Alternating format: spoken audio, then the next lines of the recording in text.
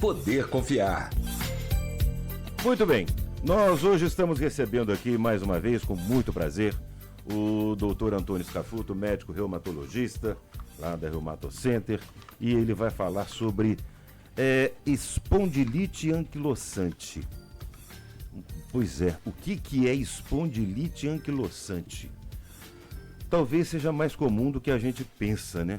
Ele vai falar de sintomas, diagnóstico, tratamento e também vai trazer para a gente aqui sobre um evento, o 41º Congresso Brasileiro de Reumatologia, que vai acontecer no Minas Centro, em Belo Horizonte, de 18 a 21 de setembro, do qual o Dr. Scafuto será o presidente.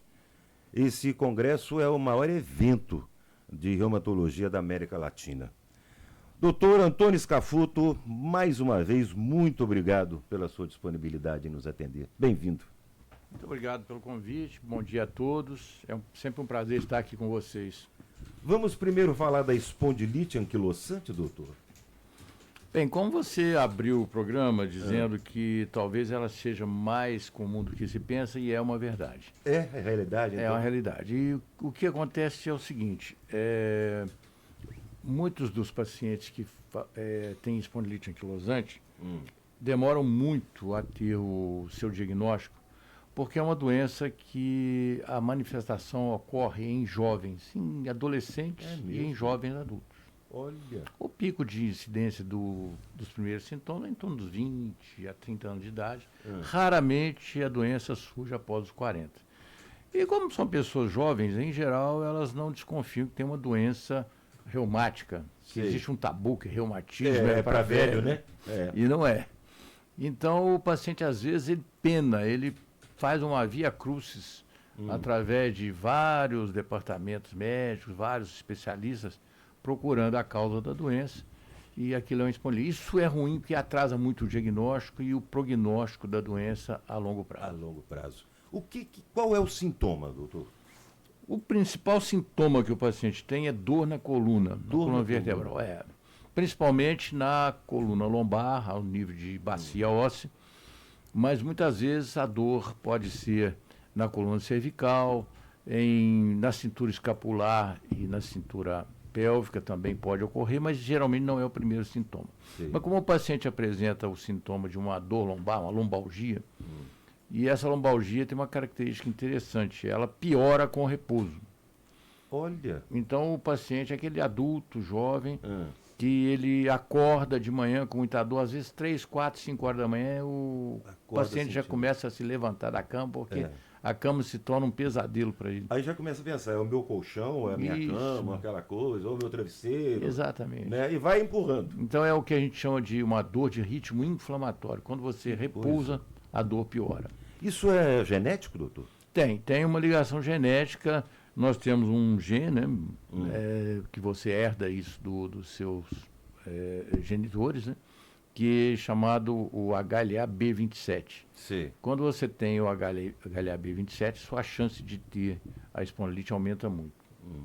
Não é uma condenação. Você tem o HLA-B27, vai desenvolver a doença. Não significa que vai ter, mas pode a chance ter. É grande. Mas se tiver espondilite, com certeza tem. Nós temos aí um percentual de pacientes, em torno de 5, 10% dos pacientes que estão B27 negativos e desenvolvem a doença. E desenvolve a doença também. Então ela é mais complexa do que a gente imagina. Sim, necessita o acompanhamento de um reumatologista. Muito sério isso. Então, é o que aquela velha história que a gente sempre fala, as pessoas costumam sentir dores, dor nas costas principalmente, né? Toma um analgésico, melhora, pronto, largou para lá.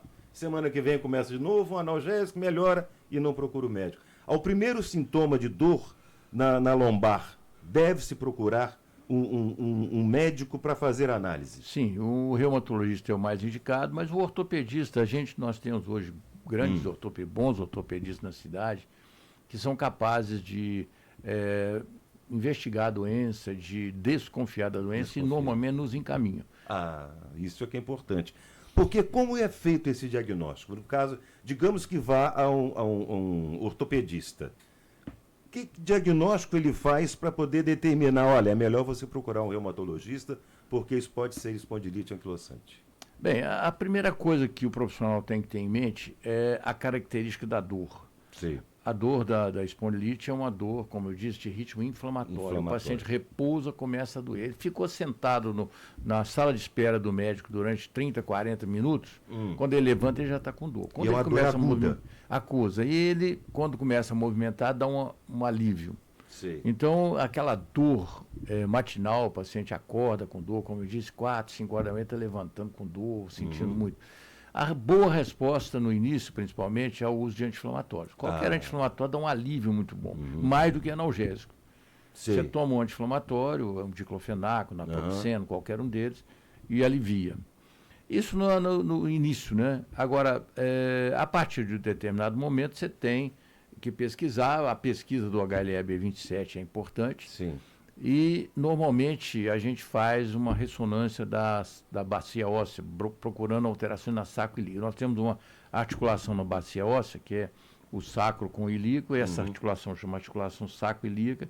E, em geral, é o primeiro local onde se manifesta a doença. A gente vê edema ósseo, que é um processo inflamatório no osso.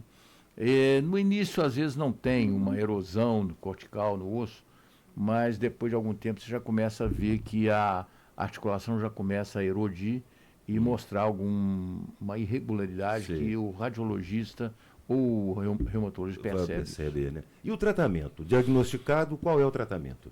Bem, o tratamento nós temos um protocolo, né? Que esse protocolo é seguido pelos principais órgãos reguladores do mundo, o Colégio Americano de Reumatologia, a Liga Europeia de Reumatologia, e aqui no Brasil a gente segue as regras, né, o guideline da Sociedade Brasileira de Reumatologia, que são mais ou menos idênticos, pequena diferença entre um e outro, mas no geral, qualquer um que você seguir está bem. O início do tratamento, a gente começa com anti-inflamatórios e às vezes o paciente responde bem. É claro que a doença evolui de uma forma diferente em cada paciente. Eu sempre falo, a gente não tem não tem doente, não tem doença, a gente tem doente. Doente, né? Cada doente reage de uma forma. De uma maneira. Então, alguns pacientes a gente passa o anti-inflamatório, ele se sente muito bem e evolui bem. Quando ele não está evoluindo bem, nós temos algumas medicações, né, alguns fármacos, a sulfasalazina, o metrexate, que a gente utiliza. Às vezes tem alguns pacientes que têm uma resposta boa também e conseguem levar isso adiante. Mas uma grande maioria desses pacientes não responde bem, a qualidade de vida desse paciente vai deteriorando, sob o ponto de vista de atividade física, social, laborativa, etc. Isso piora muito a qualidade de vida do paciente e nós temos que entrar com os imunobiológicos. E aí, esse imunobiológico, em geral, tem uma resposta muito boa. Muito boa. Mas só para a gente finalizar a espondilite, a intervenção cirúrgica não é o caso de se solucionar esse problema. Não há necessidade disso. Não tem nenhuma indicação cirúrgica. O processo não é mecânico, o processo é inflamatório. Muito bem. Doutor, antes da gente terminar, eu gostaria que você falasse sobre esse congresso que vai acontecer, o Congresso Brasileiro de Reumatologia, o mais importante da América Latina, do qual você será o presidente. É uma honra muito grande, né? Um mineiro de Juiz de Fora. Pois né? O pessoal brinca muito, né? O pessoal de Minas não é mineiro, de Juiz de Fora não é mineiro, eu sou mineiro com muita honra. Muita honra. Não tem nada contra o pessoal do Rio de Janeiro. Pelo contrário, eu sou tricolor, sou fluminense. Então, mas tem muita honra de ser mineiro. E me concederam essa honra, né, de presidir esse congresso. É uma responsabilidade muito grande. Imagino. Os 3 maiores congressos de reumatologia que existem no mundo são o do Colégio Americano de Reumatologia, o da Liga Europeia de Reumatologia, e o terceiro maior do mundo é o brasileiro. O congresso vai ser de 18 a 21 de setembro em Belo Horizonte, no Minas Centro. A intenção nossa, a perspectiva é de recebermos em torno de 2.000 participantes, muitos estrangeiros. Nós já temos a grade científica já pronta. Maravilha. Já trabalhamos isso desde o final do ano passado. Em abril ela já estava pronta, estamos na fase final disso. Teremos alguns convidados estrangeiros, teremos europeus, americanos, da Turquia, que virão aqui, né? E falarão para a gente, trazendo as novidades na reumatologia. E essas novidades você vai trazer para nós aqui depois desse congresso. Com certeza, vai ser um prazer. Já está marcado. Tá bom. Muito obrigado pela sua participação, sucesso para você lá no congresso e para todos, né? E as novidades com certeza vocês vão acompanhar aqui no Tribuna Transamérica com o doutor Antônio Scafuto. Obrigado mais uma vez pela participação. Forte abraço para você. Muito obrigado, é sempre um prazer estar aqui com vocês. Um abraço. Pergunte ao doutor. Oferecimento. Hospital Monte Sinai, porque hoje o que importa é poder confiar. Tribuna Transamérica.